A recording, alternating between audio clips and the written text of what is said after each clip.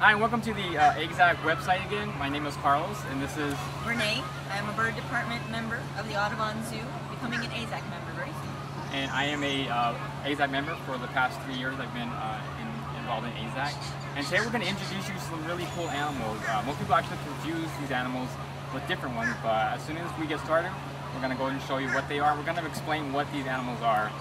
We're also going to do something really neat. We're going to do a training session with these animals. So let's go see if we can find these guys, and let's go do a training session and learn a little more about these guys.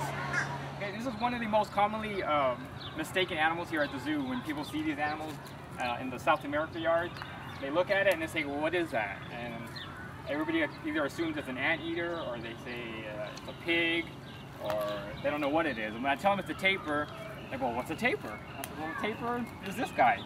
This is actually one of our females we have here in the South American yard. Tapirs belong to their own unique family, Tapiridae, but they belong to an order of hoofstock that's they're called Parasidactyls, and that's just the odd-toed group of animals. And these guys are actually in their own little family. There's 4 species of tapirs in the world. There's 3 in South America. There's the Baird's tapir, there's the mountain tapir, and there's the South American or the Brazilian tapir. And there's also one in Asia. That's one that's called the Malaysian tapir, and that's actually the biggest tapir in the world. The Malaysian tapir is kind of different, actually because he's bigger, and he's got different colorations. They're actually all white in the front, actually black in the front, and then they have white in the middle, and then they have black in the bottom here.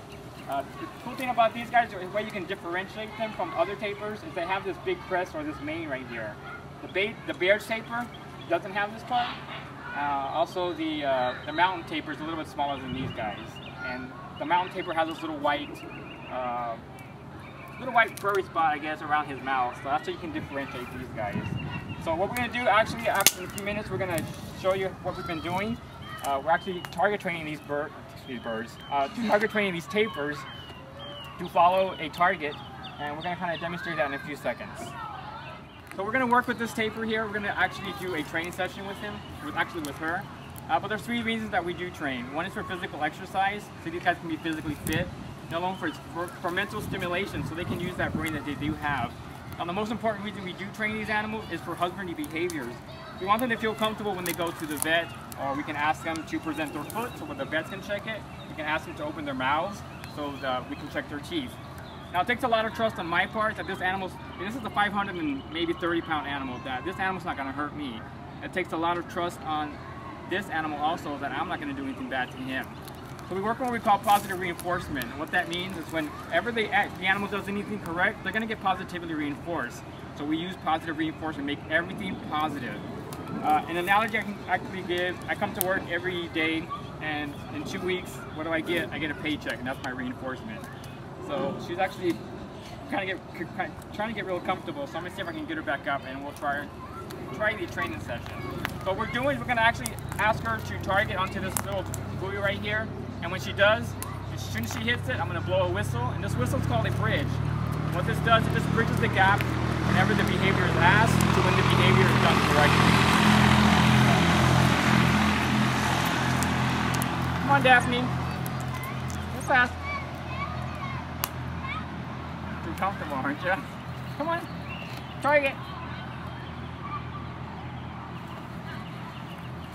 Now, we can't force these animals to do anything they don't want to do, so if she just wants to lay there, that's fine. What we're going to do is we're going to have a timeout, kind of ignore her, and hopefully when I ask again, she'll do it again. So, these are still wild animals, so we can't force them to do anything they don't want to do. I can't trick her, I can't demand that she does anything, I can't make her do anything. I can only ask her to do a certain behavior. And if she doesn't want to do it, that's up to her. If she doesn't want to do it at all, she won't get up, we just come back later. So we're going to try again. Target. Come on, Daphne. Target.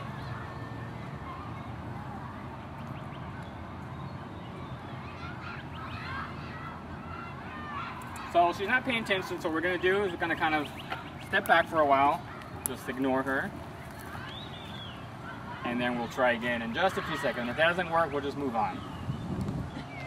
So as you saw with the female tapir, she just didn't want to do anything, so we're going to leave her alone. I'm going to go back later and see if she wants to participate. We have another tapir, this is Melon, and we're going to see if he wants to do anything. Target! Good boy.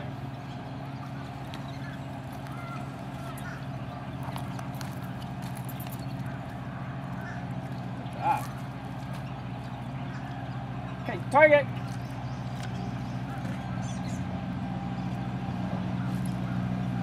Good job.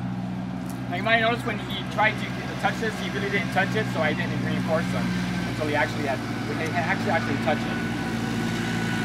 Come on, target!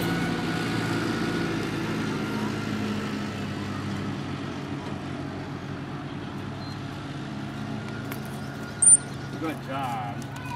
So what we're gonna do next, we've actually worked on training them to get on these platform. We actually have to weigh these guys, say once a month. So this target actually part of the beginning of the target training, and we can actually have these guys follow the target, and we can actually get them to get on a scale. So we're gonna demonstrate that next. Oh, you almost hit that. Come on.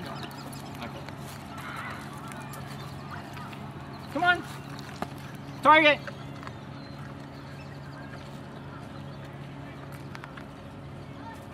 Good job. Good job.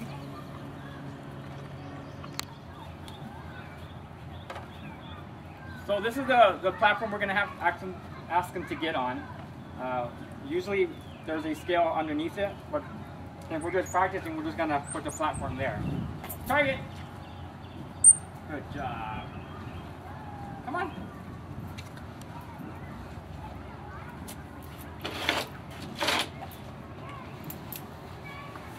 Over here. Come on. Or you want to come over here? I think I might be distracting him over there, so I am going to come behind him. Come on, Melon. Now he needs to get all 4 of his feet on this platform. Come on. Target.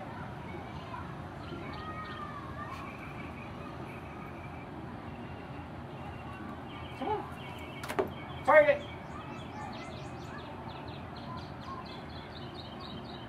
Okay.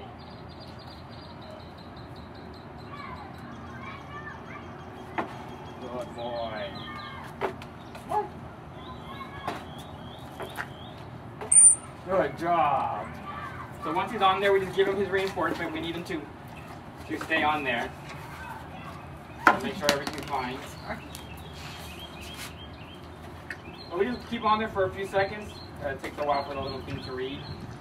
We don't actually have the scale with us right now, so. But he's got all 4 of his feet on there, so he's doing what we're asking him to do.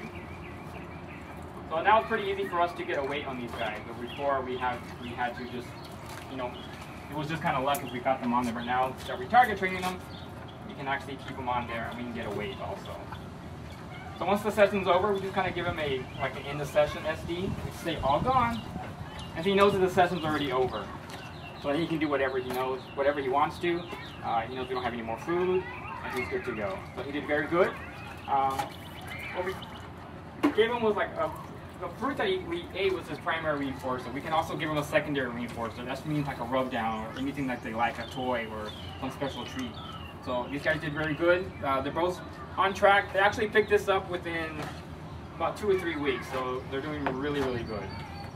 Well, I hope you enjoyed the training session and the little information that I gave on tapirs. I hope to see y'all here at the Audubon Zoo, so you might even see me actually doing a training session. And if you do, you can stop by, ask me more questions if you have any, and I encourage everyone to come visit the Audubon Zoo.